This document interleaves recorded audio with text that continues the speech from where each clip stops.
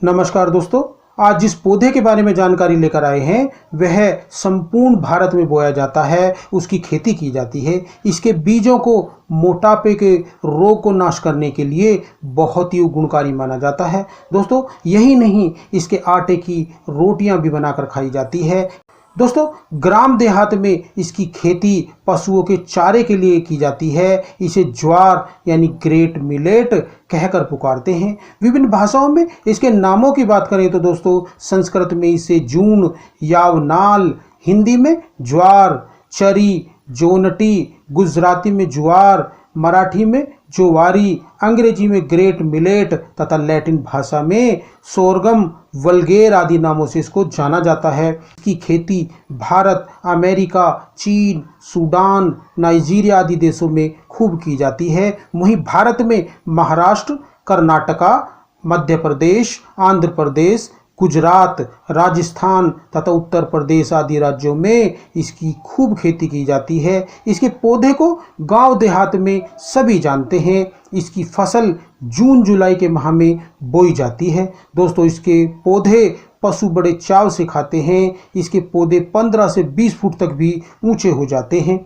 ज्वार के पत्ते कोमल व लंबे हरे होते हैं। इसके फूल फल घनी व गोल गुच्छों जैसी मंजरी में लगते हैं। इसके बीज सफ़ेद व गोल होते हैं। कहते हैं इसका तना खूब रस से भरा व मीठा होता है।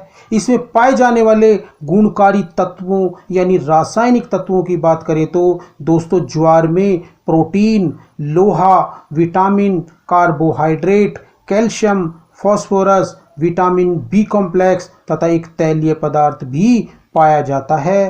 दोस्तों, ज्वार के गुण धर्मों की बात करें तो इसका जो रस होता है वह मीठा होता है। वहीं इसके गुण लघु यानी पचने में हल्के व रुक्ष खुश्क होते हैं। ज्वार ठंडी यानी कि शीतल प्रकृति की होती है, अतः यह कफ व पित्त यानी गर्मी के दोषों को शांत व संतुलित करती है।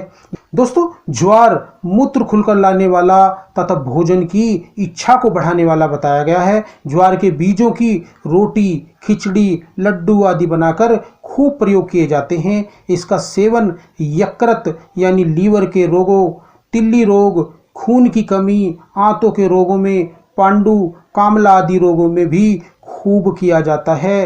दोस्तों, मोटापा रोग को भगाने के लिए ज्वार बहुत ही गुणकारी है, बहुत ही लाभकारी है। दोस्तों, इसके आटे को, भुने आटे को शहद युक्त पानी में घोलकर सत्तू की भांति सेवन करने से मोटापा रोग में बहुत लाभ होता है।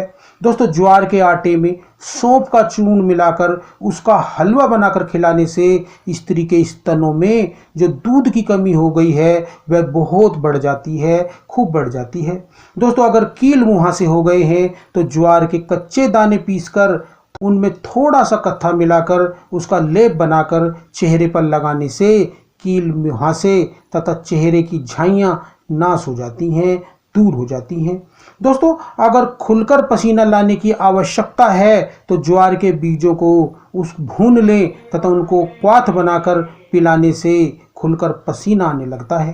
दोस्तों, अगर शीत पित्त यानी पित्ती उछलने की समस्या हो गई है तो ज्वार के तने के रस में गावजुआ का रस या क्वाथ मिलाकर पिलाने से शीत पित्त की जो समस्या है, पित्ती उछलने की जो परेशानी है, उसमें बड़ा लाभ हो जाता है। दोस्तों, अगर जख्म, घाव भर नहीं रहे हैं, परेशान कर रहे हैं तो उस पर ज्वार के जो तने का ताज़ा रस लगाकर यानी रुई को भिगोकर उस पर जख्म पर लगाकर पट्टी बांधने से घाव साफ सुध होकर शीघ्र भर जाता है। इस प्रकार दोस्तों, ज्वार भी अपने गुणों में बहुत ही अद्भुत है। यह मोटापे रोग में बहुत ही गुणकारी मानी गई है। तो दोस्तों, जड़ी बूटियों का प्रयोग करें और अपने व अपने परिवार के स्वास्थ्य की रक्षा करें। अगली वीडियो में फिर मिलते हैं एक और अद्भुत जानकारी के साथ। तब तक के लिए नमस्कार। जय हिंद, जय आयुर्वेद।